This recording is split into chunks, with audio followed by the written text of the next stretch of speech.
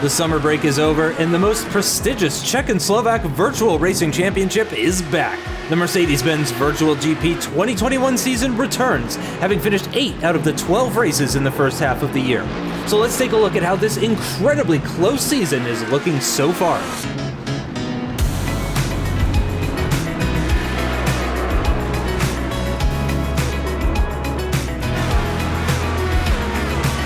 It all started at Imola in Italy.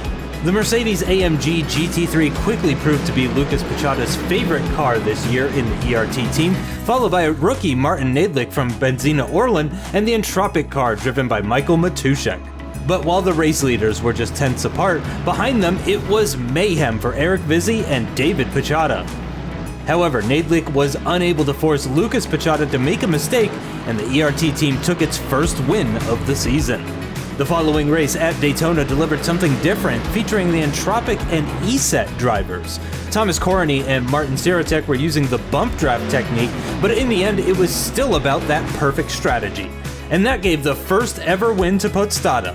The Entropic team was just thousandths of a second away from a double, but Koreny pushed his teammate Sirotek onto the podium.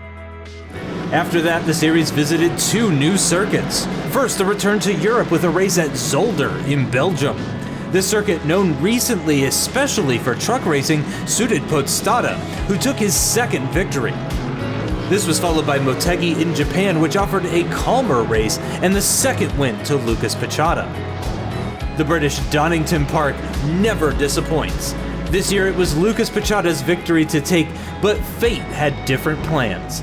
Following a small error in the chicane, he received a slowdown penalty that opened the door for Podstata, who snatched the win from Pechada's hands. But Lucas Pechada prepared his revenge for the next round at the Nürburgring in Germany. This was the final race with the GT3 cars, so the gloves were off for everyone. But Lucas Pechada was unstoppable at the German track and took a commanding 3rd win of the season. After that, it was time for the mighty Indycar Dallara IR18 single-seater. Challenging cars known especially for their new damage model. And we could see that new damage model in action right at the start of the first race at Silverstone. The wings and bodywork flying all over the Hamilton Straight and into Abbey. And then Michael Matuszek got into trouble as well following an unfortunate incident with David Pechada.